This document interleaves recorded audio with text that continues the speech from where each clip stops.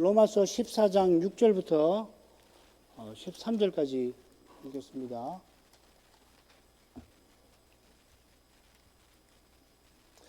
나를 중히 여기는 자도 주를 위하여 중히 여기고 먹는 자도 주를 위하여 먹으니 이는 하나님께 감사하며 먹지 않는 자도 주를 위하여 먹지 아니하며 하나님께 감사하느니라. 우리 중에 누구든지 자기를 위하여 사는 자가 없고 자기를 위하여 죽는 자도 없도다. 우리가 살아도 주를 위하여 살고 죽어도 주를 위하여 죽나니 그러므로 사나 죽으나 우리가 주의 것이로라. 이를 위하여 그리스도께서 죽었다가 다시 살으셨으니 곧 죽은 자와 산 자의 주가 되려 하심이니라. 내가 어찌하여 내 형제를 판단하느뇨? 어찌하여 내 형제를 업신여기느뇨? 우리가 다 하나님의 심판대 앞에 서리라.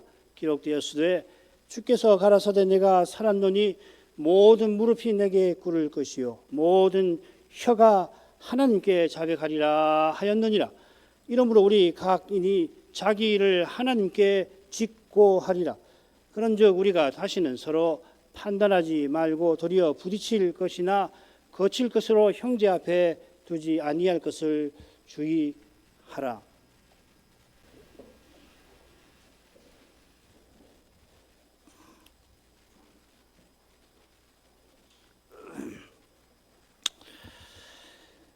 바울 사도가 로마 교회를 방문하기에 앞서서 로마서를 보낸 데는 이 교회가 스페인 선교에 참여하게 하려는 뜻도 있습니다.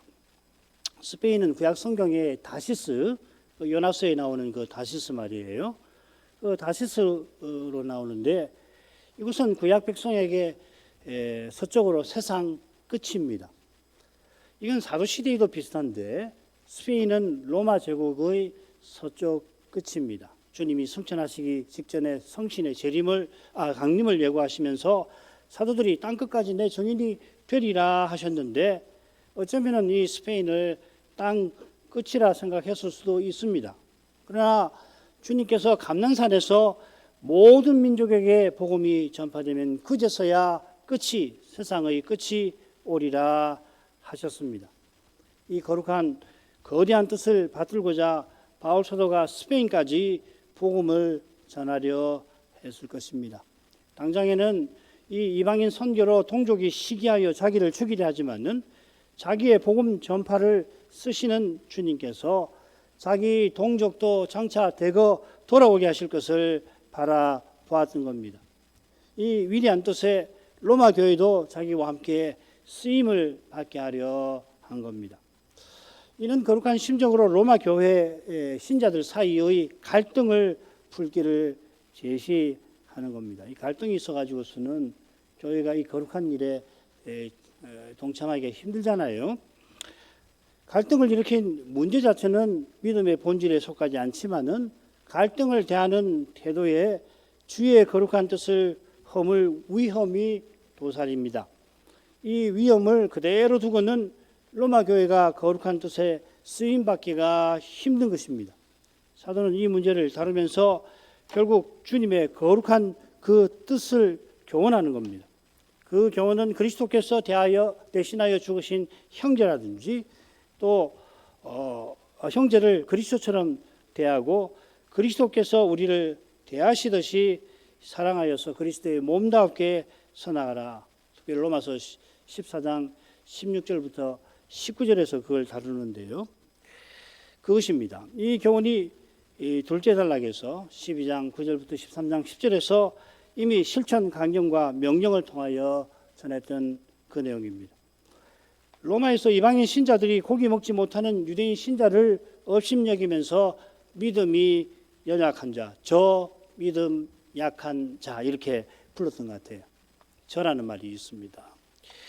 이방인 신자들은 고기도 먹지 못한다 업신여겼지만은 유대인 신자들은 주를 위하여 고기를 먹지 아니하는 것이라며 이방인 신자를 판단합니다.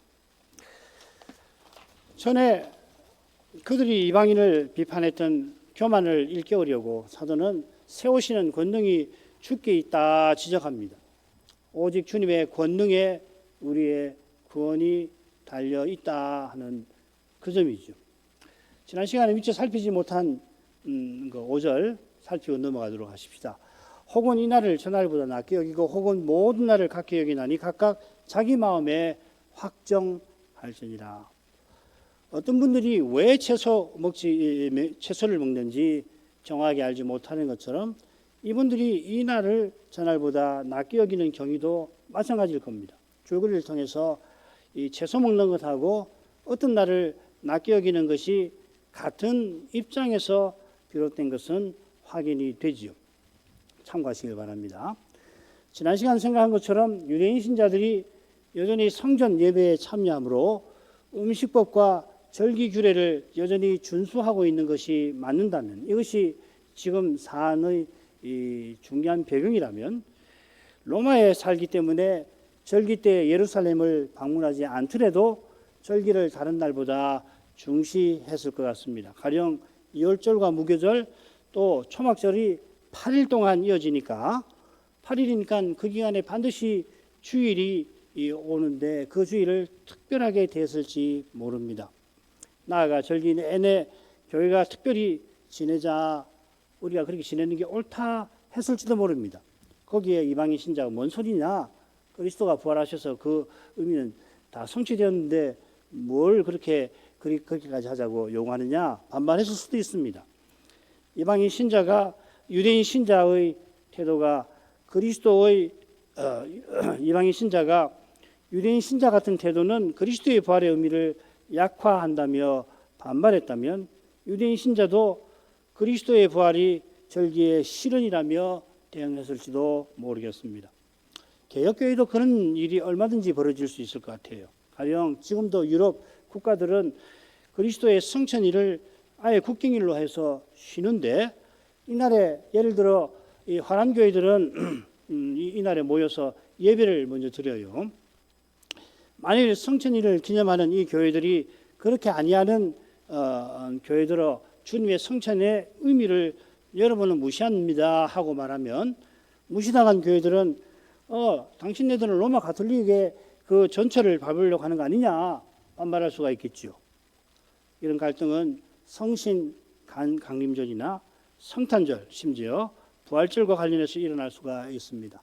성탄 강림절은 당연히 오순절이니까 주일인데 이걸 기념하는 교회들이 있단 말이에요. 그래서 특별히 강설도 성신 강림에 관한 강설을 준비해서 전하는데, 그렇게 아니하는 교회는 성신 강림이 얼마나 교회의 출범에서 중요한데 그걸 기념하지 않느냐라고 무시할 수가 있고, 우리는 매주일 그거 다 기념하는데 뭔 소리냐 그렇게 대응할 수가 있겠죠. 다 정말 부끄러운 일이죠. 그런데 이런 일은 연약한 인생이 사는 데서는 얼마든지 벌어질 수가 있습니다. 자, 이런 데서 벗어나려면은 본질을 추구하는 신앙을 붙들어야 하는 것입니다. 이건 우리 독립개신교회가 출범할 처음에 굉장히 강조되던 주제 가운데 하나였습니다. 사도는 일어난 문제가 믿음의 본질에 속한 거 아니니까 각각 마음에 확증할지니라 권합니다. 이 확증한다는 말이 로마서에 한 번 더 나와요. 아브라함이 약속하신 것을 하나님이 능히 이루실 줄로 확신하였다. 거기는 확신하였다라고 되어 있습니다. 그러니까 이 용례를 고려하면은 여기서 확증하라, 바울 사도가 이 낱말을 굳이 드물게 쓰는 말일 텐데 의중이 엿보입니다. 바로 위에 믿음이 연약함을 사도가 언급하잖아요. 로마서 4장 21절에 능히 이루실 줄로 아브라함이 확신하였다고 그랬는데, 바로 앞에 로마서 4장 19절 20절에 보면은 아브라함이 믿음이 연약해져서 마침내 믿음이 없어져 가지고서 하나님의 약속을 의심한 것이 아니라 사람으로서는 믿을 수 없는 약속을 하나님께서 틀림없이 이루실 것을 확신한 거다, 이렇게 쓰지 않았어요.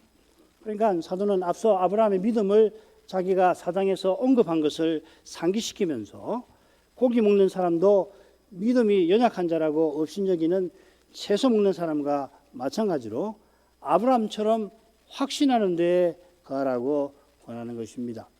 믿음의 본질에 속하지도 아니한 문제를 들어서 나는 믿음이 있다고 자랑하지 말고 아브라함의 자손이라면 하나님의 뜻을 굳게 붙들라.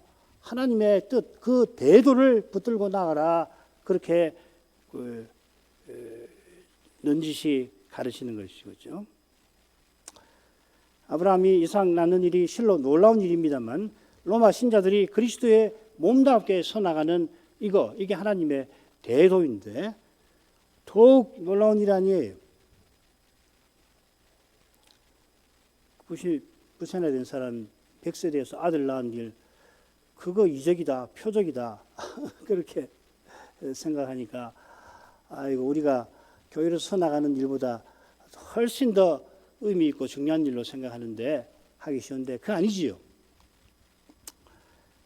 느부갓네살의 꿈을 듣지도 않고 아는 거 놀라운 일입니다. 세상에 남의 꿈 이야기 듣지도 않고 그 꿈을 꿈꾼 사람보다 더 소상히 아는 이게 얼마나 놀라운 일입니까? 그러나 그 꿈에 담긴 메시아와 영원한 제국에 관한 교훈, 그리스도 교훈을 깨닫는 것이 더욱 놀라운 일인 것과 비슷한 거예요.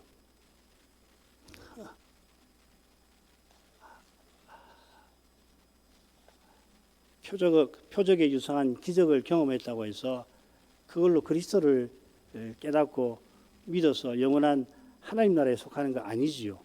기독교 밖에도 뭐 기적 같은 게 있을 수 있어요. 그러나 그런 기적을 경험했다고 해서 심지어 그런 기적을 행했다고 해서 그 사람이 그리스도를 바로 알고 이 하나님의 뜻에 속해 가지고서 살아가느냐? 아니잖아요. 그게 기적신앙이라고 하는 거. 기적신앙은 그건 구원 얻는 신앙 아니잖아요. 본질이 중요합니다. 본질이. 아무리 평범하게 살고 이 세상에서 누구 하나 나 같은 사람 있는지 없는지 알아주지도 않고 내가 하는 일 너무도 평범해가지고서 저 사람 뭐 하는 사람인가, 심지어는 이 사회의 표준에 근거해가지고 무슨 저런 하찮은 일을 하는 사람이구만 할지라도, 그러니까 로마 시대의 노예라도 바울 사도는 그리스도의 종답게 하나님의 뜻을 행하라. 에베소서 6장 6절에서는 그렇게 권하잖아요. 하나님 뜻을 행하라. 에베소서를 읽어보면은 이 노예였던 사람이 행해야 할 하나님의 뜻이 뭔가 에베소서를 쭉 읽은 사람은 알아요. 그냥 주인집에서 성실하게 일하라는 게 아니고 그리스도의 몸을 세우는 지체로서 살아라. 어제와 똑같이 허드렛 일을 하고 고된 일을 하지만은 나무 해오고 뭐 이것저것 잡다한 일을 하지만 그 일을 행하면서도 하나님의 뜻, 에베소서 1장 1절서부터 6장 5절까지 이 사도가 줄곧 전한 하나님의 뜻을 이제부터는 그리스도의 종답게 행하라 했거든요.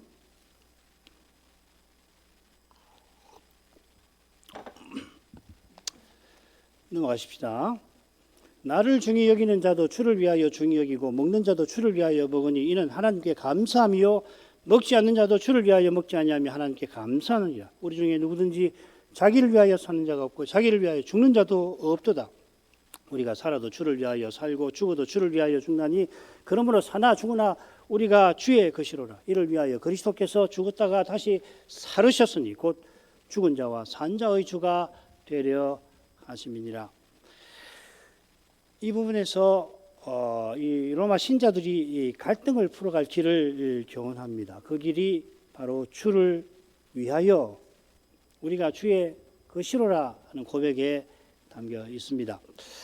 먼저 사도는 갈등을 일으키는 두 집단이 믿음의 본질에서 일치한 그 점을 강조하고 있습니다. 그래서 믿음이라는 말을 아예 쓰지 않습니다. 믿음으로 먹고 믿음으로 믿음 약해서 먹지 않고 이런 말 쓰질 않아요. 그거 처음에 한 번 쓰고 그렇게 맙니다. 사실 두 번 2절도 사실은 그냥 연약한 자라고 했지 믿음이 연약한 자라고 안 하잖아요. 그 다음에도 쭉 보면 먹지 않는 자라고 했지 먹지 못하는 자라고 하지 않습니다. 그러니까 3절인가요? 먹지 못하는 이라고 번역한 말은 먹지 아니한 한이라고 바꾸는 것이 더 좋습니다. 번역을 엄밀하게 하자면은 고기 먹는 이가 믿음이라는 표현을 써서 먹지 아니하는 사람을 업신여겼습니다. 저 믿음이 연약한 자. 그런 그들의 믿음을 채소 먹는 사람은 반발하여 비판하였습니다. 사도는 고기 먹는 사람의 믿음을 한가운데에서 언급하고 앞뒤로 채소 먹는 사람의 믿음을 말하고 있습니다. 사도는 갈등을 빚게 된 원인을 넌지시 가리키면서 갈등에서 벗어날 길을 제시하는 겁니다. 나를 중히 여기는 자나 고기 먹는 자가 주를 위한다면 위한다면서 서로 비판하고 업신여기는데 그들이 주를 위하려고 하는 마음 자체는 무엇보다 하나님께 감사할 것입니다. 인생이 약해서 지금 로마 신자들이 갈등을 빚지만 주를 위하는 심정과 하나님께 감사하는 마음에서 똑같습니다. 이보다 더 인생이 참으로 하나 되는 길이 없지요. 이런 심정과 마음이 아들을 주신 아버지의 사랑과 우리를 위해 십자가를 지신 그리스도의 은혜에서 나옵니다. 한둘만 생각하고 다음 절로 가죠. 나를 중히 여긴다. 여기 중히 여기는 자는 줄거리에서 보듯이 채소 먹는 사람인데요. 여기 6절에 중히 여긴다는 낱말이 방금 살핀 5절에 낮게 여긴다 하는 표현과 비슷하잖아요. 그런데 전혀 다른 낱말을 썼어요. 5절에서 여긴다라고 하는 말은 판단한다는 말입니다. 3절, 4절에서 또 밑에서도 3절에도 이 판단한다는 말이 주의하라고 되어 있는데요. 판단한다는 말이에요. 4절에서 유대인 신자가 남의 하인을 판단한다 사도가 책망했지요. 그런 점에서 채소 먹는 이가 한 날을 다른 날보다 낫다고 판단하였다 하고 이어서 표현한 것은 사도의 책망이 서려 있습니다. 5절에서는 사도가 책망하면서 이렇게 썼다 이 말입니다. 이는 모든 날을 같게 판단하는 이방인 신자에게도 해당되겠죠. 둘 다 똑같이 판단하는 사람이라 이야기하는 겁니다. 이들의 업신여기는 태도, 이방인 신자의 태도도 교만해서 나왔습니다. 그런데 6절에 와서는 사도가 다른 동사를 굳이습니다. 이 책망하는 어조를 가리고 칭찬하려고 똑같이 믿고 있지 않느냐, 믿음의 본질에서 여러분이 동일하지 않느냐, 그걸 이제 이야기하려고 다른 낱말을 써요. 이 동사는 넷째 단락 끝에 한 번 더 중요하게 등장합니다. 15장 5절에 이렇게 되어 있습니다. 하나님이 너희로 그리스도 예수를 본받아 서로 뜻이 같게 하여 주사, 뜻이 이러이러하다라고 이렇게 새겨놨습니다. 같은 동사가 둘째 단락에서는 서로 마음을 같이 하라 명령이 더 나오고, 첫째 단락에서는 마땅히 생각할 생각을 품으라는 명령이 더 나오는 낱말이 굉장히 의미 있는 낱말이죠. 이런 명령들을 염두에 두고서 사도는 고기 먹는 사람이나 채소 먹는 사람이나 결국 믿음에서는 같다라고 하는 걸 강조하려고 용어를 달리 쓰고 있다는 겁니다. 주를 위하는 거기에 참된 통일이 있습니다. 자기를 위하는 거기서는 참된 관계와 사귐이 불가능합니다. 자기를 위하니까 뭐 어떻게 관계가 맺어질 수 있나요? 사귐이 불가능하죠. 심지어 우리의 영광을 위하시는 하나님 안에 참된 관계가 있습니다. 이 삼위일체의 그 삼위 관계 아니에요.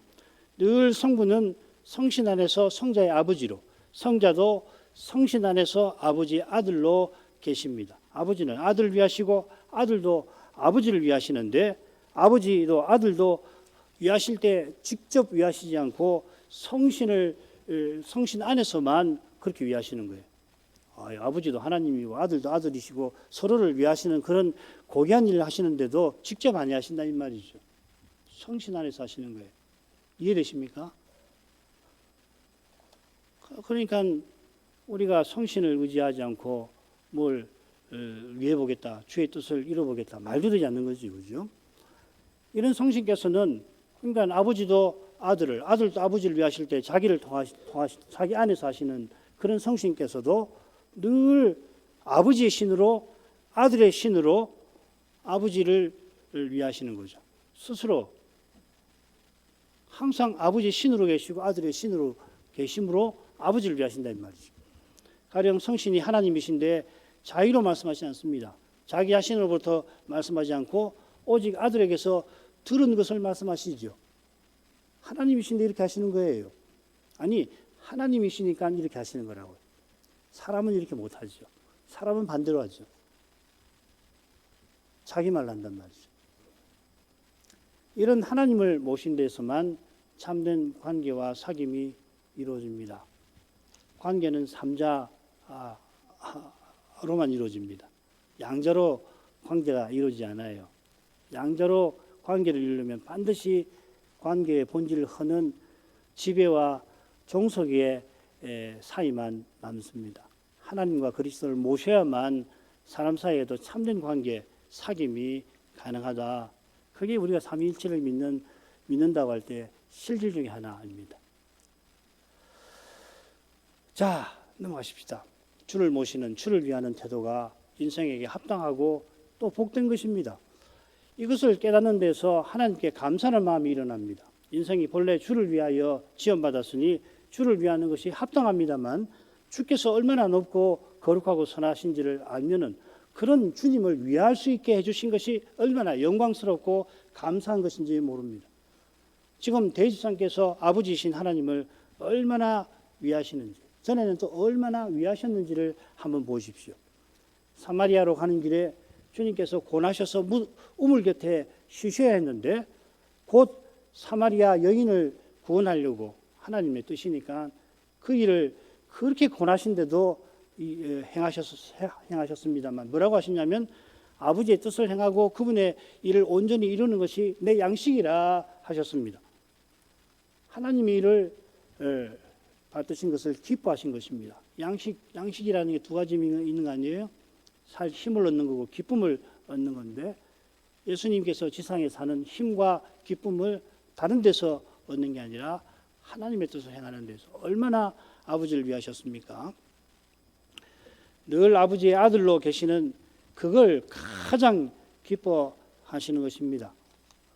아들의 형상을 본받는 이는 이런 기쁨을 맛보면서 하나님께 감사하는 것입니다. 하나님이 그 아들 안에서 아들들로 삼아주셨으니 이보다 감사한 일이 어디 있어요? 이것은 우리가 주의 것이로라 하는 고백과도 붙어 있습니다. 비슷한 표현이 로마서 2번 나오는데 예수 그리스도의 것, 또 그리스도의 것, 이 8장에서는 그리스도의 사람이라고 좀 풀어서 번역을 했는데 같은 말입니다. 이는 여호와께서 이스라엘을 특별한 소유 삼으신 일을 성취한 겁니다.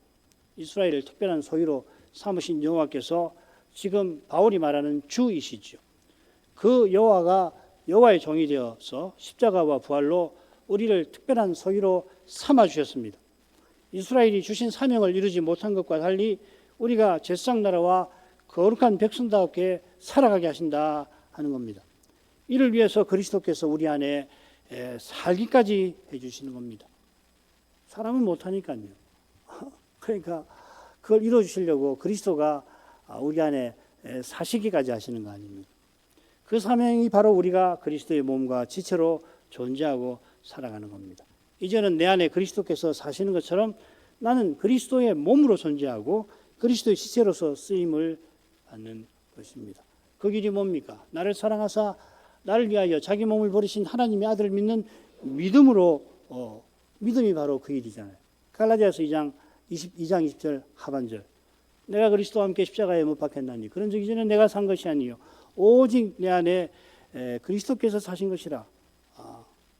내가 이 육체 가운데 거하는 것은 나를 사랑하사 나를 위하여 자기 몸을 버리신 하나님의 아들을 믿는 믿음 안에서 사는 것이다. 이 둘을 합해서 읽어야 되는데 하반절이 그 그리스도가 내 안에 사시는 실질을 드러내는 길로서 믿음을 말하고 있지 않아요. 이 믿음으로 우리가 그리스도의 생명을 받고 성신으로 그 생명을 살아내는 것입니다. 이게 기독교입니다. 이게 기독교예요. 이걸 빼면 기독교는 그냥 도덕이 되고 말고 종교 중 하나가 되고 마는 거예요. 아무리 멋진 말을 했더라도 기독교로 윤색된 도덕이나 일반 종교를 말하는 것에 불과한 겁니다.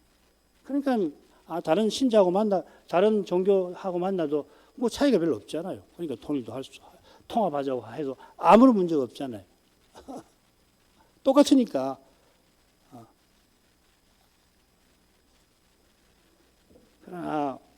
부활하신 그리스도의 생명을 받고 생명을 살아내는데 그럴 수 있도록 그리스도가 성신으로 내 안에 사신다. 성신께서 그리스도의 영으로 영원히 내 안에 내주해 계신다. 이게 기독교. 그러면 비로소 자기를 위하여 살고 죽는 일이 그치고 장차는 완전히 없어질 것입니다. 자기를 위하여 사는 이걸 가리켜서 루터가 안으로 구부러진 존재, 타락한 인간은 안으로 구부러진 존재다. 자기를 감히 우주의 중심에 놓고서 어리석게도 모두가 심지어 하나님도 이 나 하나를 위해서 존재하게 만들려고 하는 것이죠. 대제국의 황제가 실제로 이렇게 살려고 했겠습니다마는 무릇 타락한 사람에게 다 이런 욕망이 꿈틀거리고 있는 것이에요.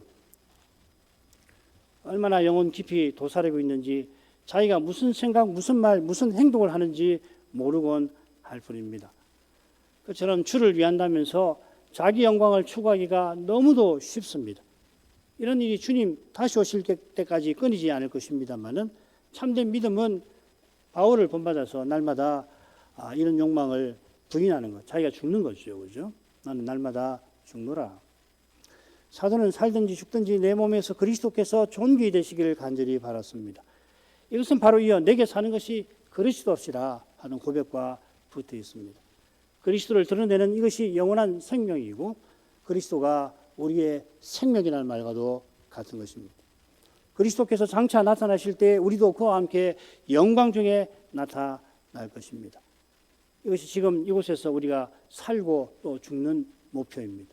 너무도 당연한 말씀입니다만은 주를 떠나서 영원한 생명이 없듯이 주를 위하는 거기에 영원한 생명이 이미 나타나고 장차 나타날 영원한 영광도 이루어져 갑니다.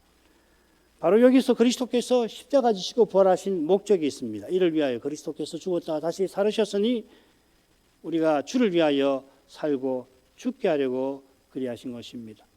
우리가 주를 위하여 죽고 살게 하시는 이것보다 우리를 위하시는 일이 없는 것입니다. 이 이유가 바로 우리가 주를 본받게 하시는, 주를 드러내게 하시는 것이고 이보다 우리에게 지금 이곳에서 영광스러운 것이 없습니다.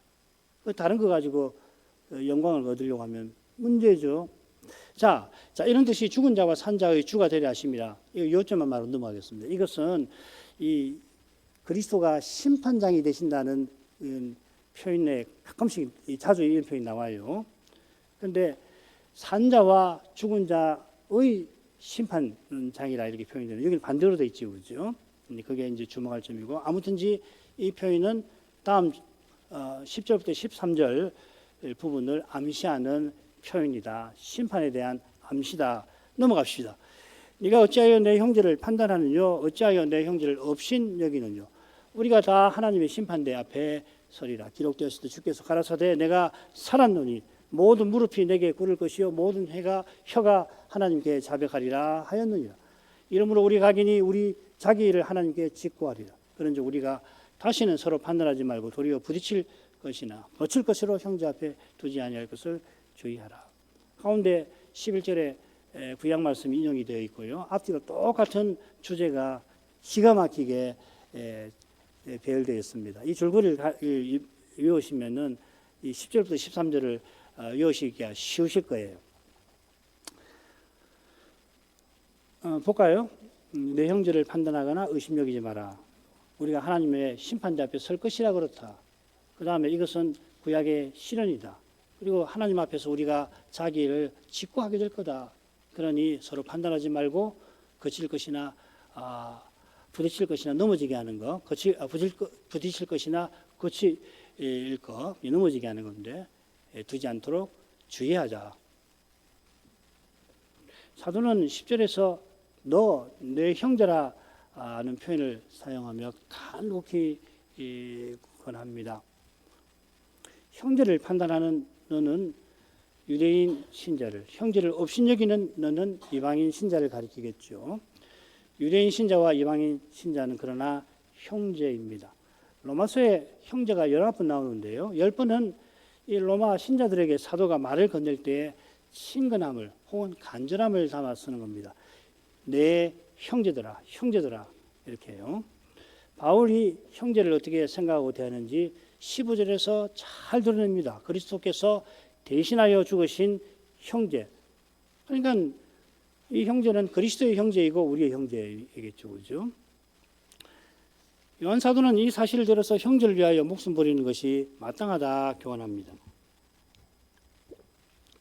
자, 이런 교훈을 생각하면 이 형제를 업신여기고 판단하는 것에 대해서 사도가 어찌하여 어떻게 이럴 수 있느냐, 어찌하여 이렇게 하느냐, 이게 어떻게 해서 가능한 일이냐, 그 어조를 우리가 느낄 수가 있겠습니다. 여기서도 형제를 판단하고 업신여기면 하나님의 심판을 장차 받을 정도로 형제가 하나님께 귀한 존재라고 교훈하는 겁니다. 형제를 판단하거나 업신여기지 말아야 할 이유로서 우리가 다 하나님의 심판대 앞에 설 거라 언급하죠. 이는 우리가 심판대 앞에 설 것임이라, 설 것이기 때문이다. 그러니까 업신여기지 말아라 이 말이죠. 심판대라는 낱말이 신약 성경에 10번도 안 나오는데 바울 서신에는 2번만 나옵니다. 다른 데서는 그리스도의 심판대라고 되어 있습니다. 하나님의 심판대와 그리스도의 심판대, 두 심판대가 있다는 이야기 아니지요. 하나지요. 이거는 하나님과 어린 양의 보좌라는 표현에도 마찬가지죠. 요한계시록에 하나님과 및 어린 양의 그 보좌 단수로 되어 있습니다. 이건 참 아무리 생각해도 다 헤아릴 수 없어요. 장차 딱 그 광경을 보고서 이 말이구나 알게 될 겁니다. 마태복음에 기록된 감난산 강화는 그리스도의 심판대가 어떠할 것인지를 맨 마지막에 25장 끝에 보여주죠. 인자가 자기 영광으로 모든 천사를 데리고 올 때에 그 보좌에 앉으시고, 그러니까 천사들이 모든 민족을 그 앞에 모아서 각각 양과 염소로 분별한다 했죠. 이 심판대에서 벌어지는 일 중에 가장 놀라운 것 중 하나가 임금께서 심판하시는 그 기준일 것입니다. 그 기준은 여기 있는 내 형제 중 지극히 작은 자 하나에게 한 것이 곧 내게 한 것이라 하는 심판의 기준입니다. 이 기준에서 실로 놀라운 것은 우리 모두가 심판하시는 임금님의 지극히 가까운 형제라는 사실에 있고, 우리 주님이 우리를 얼마나 각각을 사랑하시는지에 있습니다. 지극히 작은 자 하나에게 한 것이 곧 내게 한 것이면은 지극히 가까운 자 하나에게 한 것은 말할 것이 없겠죠, 그죠?